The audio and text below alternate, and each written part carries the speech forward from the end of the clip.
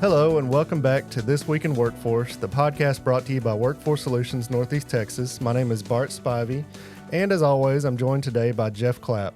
So, Jeff, in a previous episode, we talked about youth services from Workforce Solutions and how our own children interacted with those services. So, we're going to go even further back today and talk about childcare.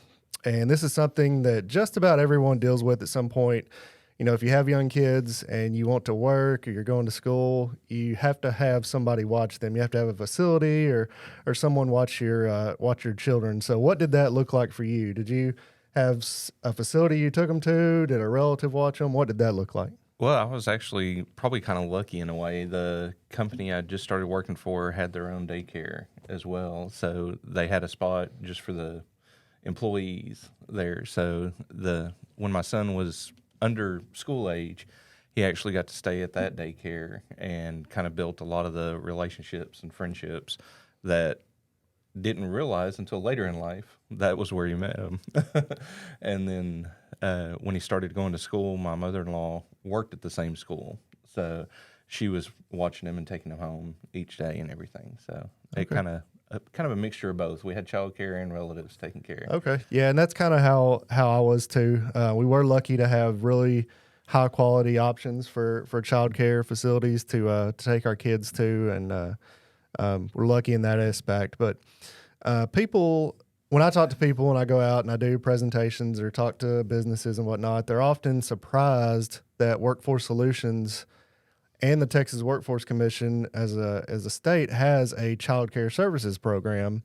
And honestly, prior to starting here, I didn't know about the child care services program. So we are excited to be joined today by two people that can help both me and our listeners better understand this program and how it might benefit them or someone they know. So our guests today are Erin Thomas, our child care services manager, and Nicole Martin, our Texas Rising Star or TRS mentor with Workforce Solutions Northeast Texas Child Care Services. So welcome, Erin and Nicole. Thank you. Thank you. All right, so before we get into child care talk, the first thing we like to ask our coworkers that join us on the podcast is how you got started with Workforce Solutions and what did you know about Workforce Solutions prior to starting here? So I'll start with Erin. All right. I got started with Workforce Solutions about 8 years ago. A friend of mine had started working there, and there was an opening in the department that she was with, which is Child Care Services. So I came over, put in an application, and took the job. I really didn't know anything about Workforce Solutions before that, other than that it was the unemployment office to me. That was the extent of my knowledge towards the Workforce Center. Since I've been there, I've learned that really we don't do a lot of unemployment at all. It's more geared towards assisting people, with going to work and managing their daily lives. And I'm glad to be a part of that with Child Care Services and being able to help people, have assistance paying for daycare so they can work. Okay. That's a lot of the same, I guess, background I had. In a previous episode, I'd said almost the same thing. Only thing I knew was unemployment. Mm-hmm. And then once you get in, you realize that's probably the smallest percentage of what we do. Yes. Over to Nicole, kind of the same question. How did you get started with the Workforce Solutions, and what did you know about it beforehand? Prior to applying as a mentor, I worked with childcare since I was very little, and my children were actually in the child care service program, as well as I had my own daycare center where we were a Texas Rising Star facility. So I was very familiar when I applied for a Texas Rising mentor what I was stepping into. Now, knowing all the ins and outs of the workforce, I did not realize everything that we did, and I still am kind of confused on some of the programs that we offer because there are so many and there's so many details with all of them. Right. So I know this might be difficult, but in a few words, Erin, if you could just give us an overview of what the Child Care Services program is. We are just there to assist people with, having quality child care so that they can work. We not only assist parents with, paying for daycare services, we also assist daycares with, purchasing items that they may need to increase their quality or become a Texas Rising Star provider, or even new daycare centers that are just starting up, helping them with purchasing certain items, just to be able to get started with our program, get their licensing and things like that, because we want to make sure that there are plenty of places for these kids to go. Okay, so there's a few different, and we'll say providers. That's just a child care center, or could be a relative working out of their home. What is the difference between a Texas Rising Star provider, I guess a non-Texas Rising Star provider, and then maybe a provider that does not use our services?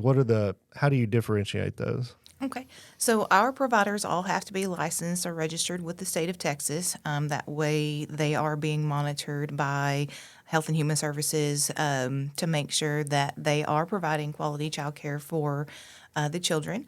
A Texas Rising Star provider goes above and beyond those minimum standards that licensing requires to provide even better child care.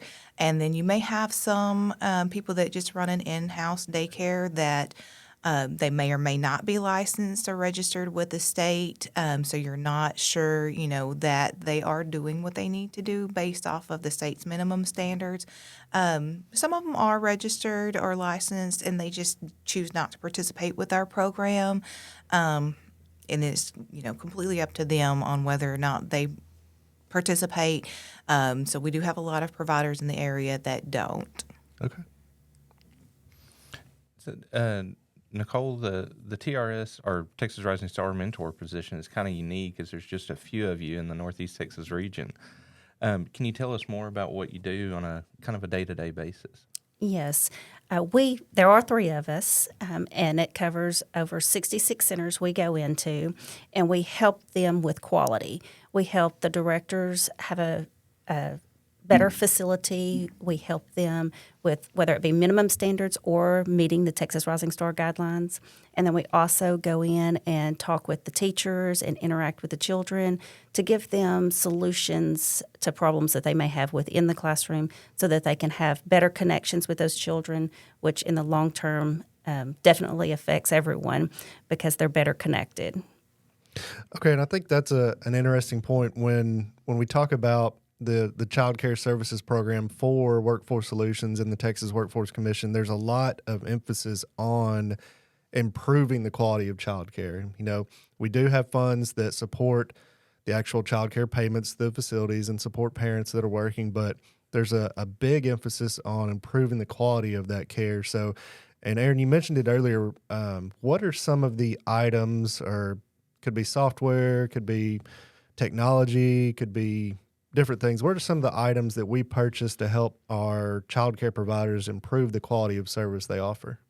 I will say just recently we had several daycares that were interested in becoming Texas Rising Star. So we spent about $20,000 on purchasing items for their daycare. And then it's $20,000 for each daycare, and just purchasing items that they may need in order to meet those Texas Rising Star requirements, because we do want to make sure that they have plenty of things that play into the social emotional skills, things that, just kind of help us work with the children a little bit better. Each year we receive so much money for quality. And so, we'll take and either have the daycares create a wish list, or we may come up with specific items that we're purchasing. We are most recently purchasing some multicultural items for daycare centers. I think we did it for all 63 centers that we had committed to becoming Texas Rising Star at that time. And we've also take our providers and we go to training sessions throughout the state so that they can get additional training because they do have to maintain so many training hours every year. And so we assist with taking them to do these, as well as, the purchasing of specific items for the centers. Okay. And just pause real quick to let everyone know the easiest way to learn more about the Child Care Services program is through our website, which is NETX, workforce.org. Along the top part of the website, there's different tabs, and one of them is child care, and you can find a wealth of information there along with contact numbers and emails that you can contact. Nicole, we've been talking about the mentors and about how they do a lot to help out the providers and everything, but you also do a lot to help out some of the parents as well. What opportunities do the parents have to kind of help with or to learn more about the services or learn more as a whole? This one was probably better for me to answer because I do deal with the client services side of things, whereas Nicole is working with the daycare centers instead of the parents. Okay. So we do offer assistance for parents who are working, going to school, or currently job searching. So there are different things that are available out there depending on the situation of the client. And so we just encourage everyone to apply. The single parent household has to be working or in school at least 25 hours a week, and or if you're under 25 hours a week, would need to be job searching. A two-parent household has to be working or in school at least 50 hours combined, or if the hours are under 50, someone has to be job searching in order for us to assist. We do give up to 3 months for people who are only job searching, just to allow them time to utilize the daycare services and take their child to a center while they're looking for jobs and going to interviews and things like that.